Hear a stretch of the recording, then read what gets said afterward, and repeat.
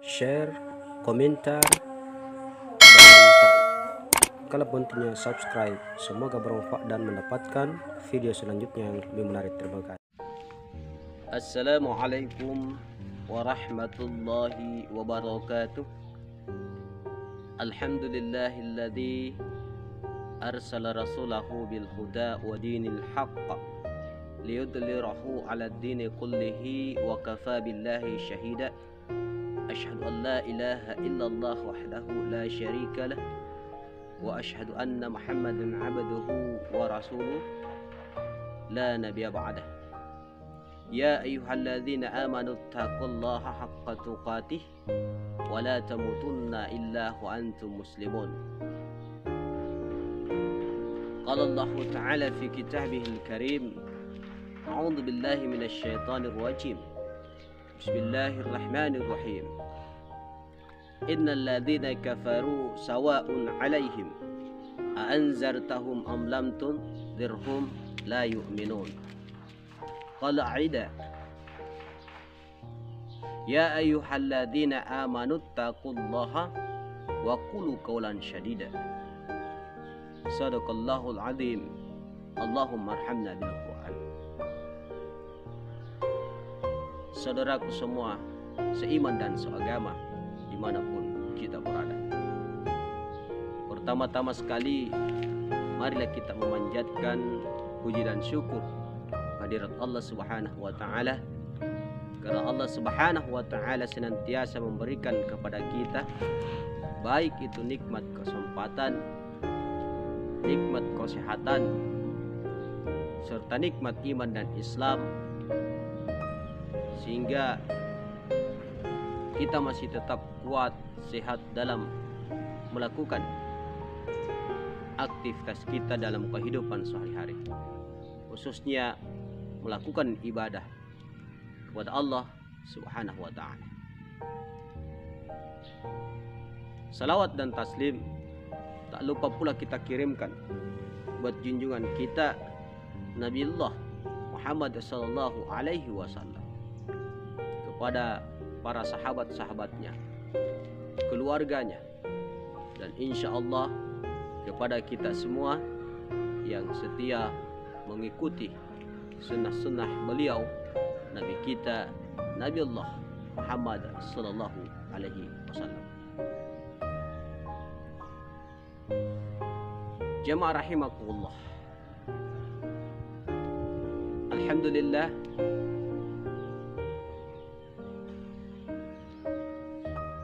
mari kita senantiasa meningkatkan keimanan kita serta ketakwaan kita kepada Allah Subhanahu wa Ta'ala. Mudah-mudahan Allah Subhanahu wa Ta'ala senantiasa menggolongkan kita di hari akhirat dalam golongan yang muflihun, yakni orang-orang yang beruntung di sisi Allah Subhanahu wa Ta'ala. Jamaah rahimakumullah, sesuai dengan firman Allah Subhanahu wa Ta'ala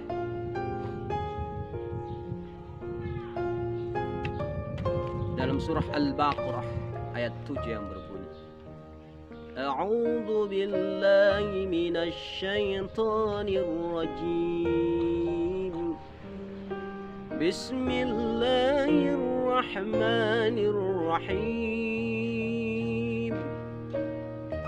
Innal ladzina kafaru sawa'un 'alaihim أأنذرتهم أم لم تنذرهم لا يؤمنون ختم الله على قلوبهم وعلى سمعهم وعلى أبصارهم غشاوة ولهم عذاب عظيم.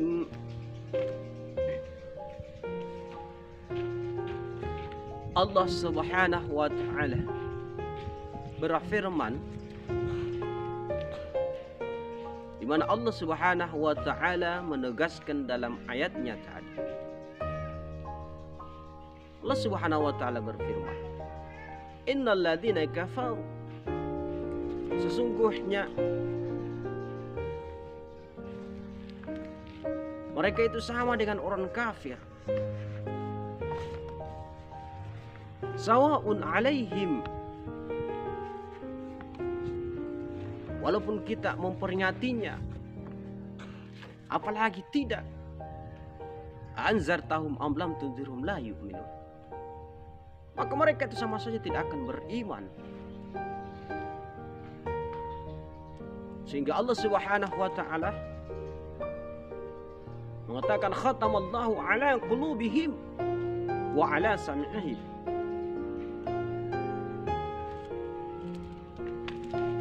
Bahwa mereka itu sudah ditutup mata hatinya oleh Allah, ditutup pendengarannya, ditutup mulutnya untuk berkata apa-apa, apalagi untuk berkata untuk menuju kebaikan, berbuat kebaikan. Jamaah rahimakumullah, sebagai manusia yang sudah tertutup hatinya, ditutup hatinya oleh Allah, ditutup pendengarannya oleh Allah,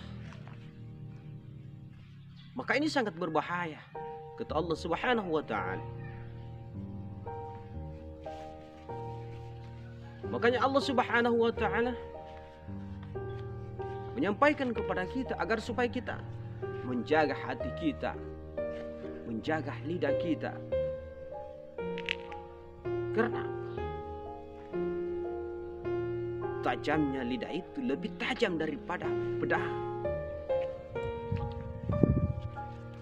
Kalau kita hanya luka karena pedang, bisa jadi terobati, sembuh cepat, pulih. Sedangkan kalau kita luka karena lidah, ujung lidah kita, maka bisa jadi bertahun-tahun tidak akan sembuh. Betapa tajamnya lidah dapat menyakiti perasaan orang lain, sehingga sangat berbahaya bagi kita. Sebuah kisah Luqmanul Hakim. Saat itu seorang majikan menyampaikan kepada Luqmanul Hakim untuk menyembelih kambing. Lalu majikannya menyuruh Luqman, "Wahai Luqman, besok sembelih kambing. Kemudian setelah kamu menyembelih kambing itu, Luqman, maka pilihlah daging yang paling baik, bawa ke rumah untuk dimasak dan dibagikan kepada para tamu-tamu." Lalu Luqman menyembelih kambing. Setelah disembelih, maka dia pilih daging yang paling baik. Mana itu daging yang paling baik yang dipilih oleh Luqman pada saat itu? Luqman mengambil hati daripada kambing dengan lidah kambing tersebut.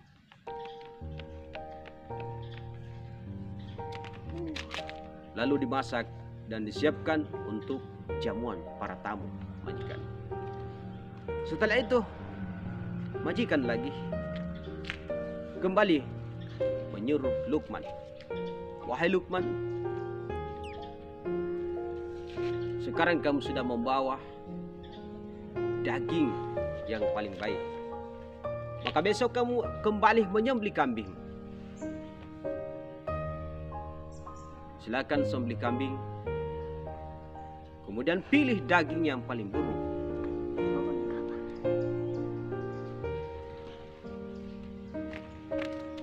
Maka Luqman kembali menyembelih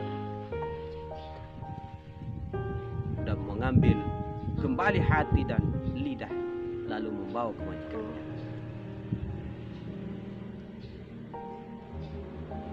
Lalu majikannya ketika melihat Luqman membawa hati dan lidah, maka majikannya marah. "Wahai Luqman, kenapa kamu hanya membawa hati dan lidah? Sementara kemarin kamu, ketika saya menyuruh kamu membawa daging yang paling baik, kamu membawa hati dan lidah. Lalu hari ini saya kembali menyuruh kamu, Luqman, bawa daging yang paling buruk. Lalu kenapa daging yang paling buruk kamu bawa? Sama dengan kemarin. Sama dengan kemarin, hanya hati dan lidah. Apa maksudmu, Luqman? Kata majikannya. Lalu Luqmanul Hakim berkata kepada majikannya, wahai majikan, sesungguhnya hati dan lidah itu bisa jadi bersifat baik, tetapi sebaliknya bisa jadi bersifat buruk. Ketika manusia menggunakan hatinya, lidahnya dengan baik, maka bisa akan berfungsi dengan baik. Namun sebaliknya, ketika manusia menggunakan hati lidahnya dengan buruk, maka bisa jadi akan menjadi buruk. Maka itulah daging yang paling baik dan yang paling buruk di antara daging-daging yang kita suruh bawa. Jamaah rahimakumullah, itulah pentingnya kita menjaga hati dan lidah. Jagalah hati, karena hati adalah lentera hidup kita. Maka mari kita menyimak sabda Rasulullah. Rasulullah mengatakan, jika kamu ingin mengatakan sesuatu lalu itu dapat menyakiti perasaan orang lain, maka kamu lebih baik diam. Maka jika ingin berkata, lalu perkataan kita akan dapat menyakiti seseorang, maka lebih baik berkata, tetapi lebih baik kalau kita diam. Jamaah rahimakumullah, banyak sekali bahaya-bahaya penyakit hati, termasuk prasangka buruk, karena ini akan berawal dari hasad, iri, dengki. Setiap manusia mempunyai hati yang buruk, memiliki hati yang jahat, maka akan masuk ke golongan hasad, yaitu pikiran-pikiran kotor. Kemudian setelah itu mempunyai sifat iri, kemudian dengki.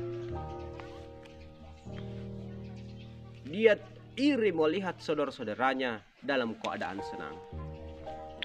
Makanya terkadang ada manusia juga mendapatkan penyakit SMS. Apa itu penyakit SMS, jamaah rahimakumullah? Bisa jadi penyakit SMS itu menjadi baik, dan bisa juga penyakit SMS itu menjadi buruk. Mana itu penyakit SMS? Yang pertama, SMS yang pertama, jamaah rahimakumullah, adalah senang melihat orang susah. Saking irinya, saking dengkinya, hasadnya terhadap seseorang, maka ketika ada orang susah, maka dia merasa senang. Bukan seharusnya. Sebaliknya, dia harus senang ketika ada saudaranya merasa senang. Harus senang melihat orang senang, bukan senang melihat orang susah. Jangan dibalik. Jamaah rahimakumullah, banyak penyakit-penyakit hati yang perlu kita jaga.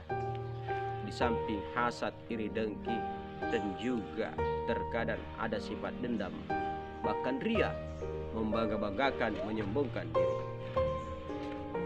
Jamaah rahimakumullah, mudah-mudahan penyakit hati yang selalu menempel ke hati manusia, kita mampu menjaga dan mampu menghindari penyakit-penyakit hati yang dapat merusak diri kita, apatah lagi merusak saudara-saudara kita. Jamaah rahimakumullah, karena kata Rasulullah, jika Anda merusak orang lain, menyakiti orang lain, maka sama saja Anda tidak mencintai orang lain. Dan jika Anda tidak mencintai orang lain, itu sama saja Anda tidak mencintai dirimu sendiri.